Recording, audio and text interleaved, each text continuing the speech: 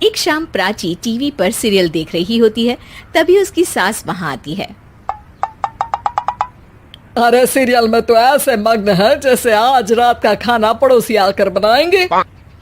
मुझे पता ही नहीं था आपने अपने बेटे की शादी पड़ोस में भी की हुई है। हैं? मतलब? मतलब इस घर में सारा काम बहू ही करती है, आप तो सिर्फ खर्राटे मारती हैं। अच्छा जी, फिलहाल तो तुम आराम फरमा रही हो, चलो जाओ, ये मेरे टीवी देखने का समय है। आहा, इसीलिए मुझे भगाया जा रहा है। सॉरी, अब तो बिल्कुल नहीं जाऊंगी।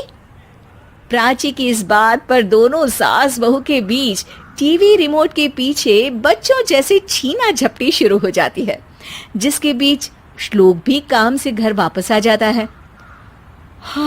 आज मेरी चूहे बिल्ली की जोड़ी किस बात पर झगड़ रही है? अरे तेरे बीवी मुझे टीवी ही नहीं देखने दे रही। अरे तुम्हारी मम्मी मुझे खाना बनाने के लिए फोर्स कर रही है। अरे वाह, ऐसे बेतुके रीजन पर तो बच्चे भी झगड़ा नहीं करते। अरे मुझे कुछ मत बोल, सब इसने ही शुरू किया है। हाँ हाँ, जैसे आप तो बहुत दूध की धूली है ना। अरे बस, दोनों चुप। प्राची जाओ, खाने की तैयारी करो। और माँ तुम छोड़ो, तुम्हें क्या बोलूं, शांति से अपना सीरियल देखो, मुझे दोबारा लड़ने की आवाज सुनाई नहीं देनी चाहिए। ऐसा बोलकर श्लोक वहां से चला जाता है, जिसके पीछे पीछे प्राची भी कुछ न कुछ बड़बड़ाते हुए रसोई में चली जाती है। हाँ हाँ, सासू जी को तो कुछ बोलेंगे ही नहीं, बस मुझ पर ही हुक्म चलता है, खाना बनाओ, जैसे मैं इनके घर में खाना बनाने के लिए आई हूँ। इसी तरह शाम बीतती है और रात को श्लोक और प्राची की सास खाना खाकर सोने चले जाते हैं, लेकिन प्राची गुस्से में कुछ खाए बिना काम में ही लगी रहती है। इस घर में किसी को घंटा फिक्र नहीं पड़ता, मैं खाऊं या भूखी रहूं। प्राची कुछ देर के लिए रसोई से बाहर जाती है और जैसे ही वापस आती है तो वहां दूध का भरा ग्लास देखकर हैरान रह जाती है। फिक्र पूरी है, बस दिखाना नहीं है। प्राची दूध पीकर सोने चली जाती है और अगली सुबह एक बार फिर सास बहू का कार्टून नेटवर्क स्टार्ट हो जाता है। ये तुमने ही किया है। अरे अजीब जबरदस्ती है, मैं बोल रही हूँ मैंने कुछ नहीं किया। दोनों ने मिलकर पूरे घर को पागल खाना बनाया हुआ है। यहाँ कोई नॉर्मल इंसान तो रह ही नहीं सकता, इसीलिए अब पड़ोसी क्या रिश्तेदार भी घर आने से कतराते हैं। और सुन बेटे, तू भी चंगा, तेरी माँ भी चंगी, तेरी बीवी भी चंगी, रिश्तेदार। हाँ जी, आपको नहीं पता क्या, गंगाधर ही शक्तिमान है, रिश्तेदार ही। हाँ हाँ, बस समझ गया। कभी जानवरों जैसे लड़ेंगी तो कभी जुगलबंदी करेंगी। भाई मैं आप दोनों के बीच में नहीं फंसना चाहता। सास बहू की इस मनमौजी जोड़ी से परेशान होकर श्लोक अपना सिर खुजलाता वहां से चला जाता है। चलो अब मैं भी कीर्तन में जा रही हूँ।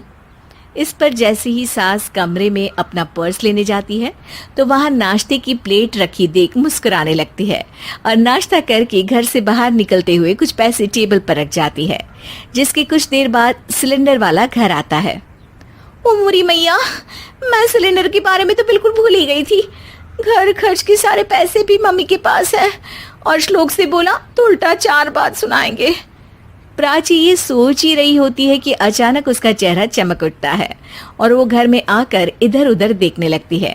तभी उसकी नजर टेबल पर रखे पैसों पर पड़ती है, जिन्हें वो सिलेंडर वाले को दे देती है। ये सब श्लोक देख लेता है।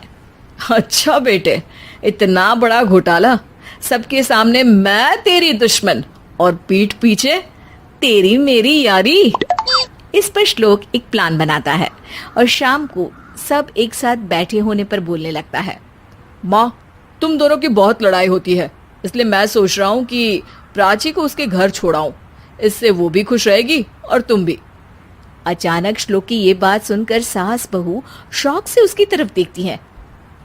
अरे ऐसे कैसे घर छोड़ाओगे, मुझे कहीं नहीं जाना। अरे तुमने बोला नहीं पर मैंने सुन लिया, तुम्हें मम्मी के साथ रहना अच्छा नहीं लगता, मुझे पता है। अरे वो, अरे जब बहू खुद कुछ काम बोले तो वो तुझे सुनता नहीं, और अब जो इसने बोला ही नहीं वो तू समझ गया। जब उसे नहीं जाना तो फिर जबरदस्ती क्यों कर रहा है? अच्छा, फिर आपको मौसी के घर छोड़ाता हूँ, बस अब आप दोनों एक घर में एक छत के नीचे नहीं रह सकती। मैं इस टॉम एंड जेरी की जोड़ी को और नहीं झेल सकता। है? ऐसे कैसे नहीं रह सकते? तुम्हें इतनी दिक्कत है तो तुम्हारा बोरिया बिस्तर पैक कर देती हूँ, लेकिन मम्मी जी कहीं नहीं जाएंगी। बिल्कुल यही सुनना था मुझे। अगर दोनों में इतना ही प्यार है फिर हर वक्त ये लड़ाई का नाटक क्यों करती हो? देखा मैंने कैसे माँ किचन में दूध रखती है और तुम उनके लिए कमरे में नाश्ता रखती हो, और कैसे वो पहले ही तुम्हारी दिक्कत समझकर घर में पैसे रखकर बाहर जाती है। अरे भाई, इतना ड्रामा तो डेली सोप में भी नहीं होता जितना तुम दोनों ने इस घर में फैलाया हुआ है। तू हमें टॉम एंड जेरी बोलता है ना, तो याद कर वो दोनों भी एक दूसरे को बाहर वालों की बुरी नजर से बचाने के लिए हमेशा सबके सामने लड़ते थे, लेकिन अकेले में दिक्कत के समय मदद भी तो करते थे। बस हमारा रिश्ता भी कुछ ऐसा ही है।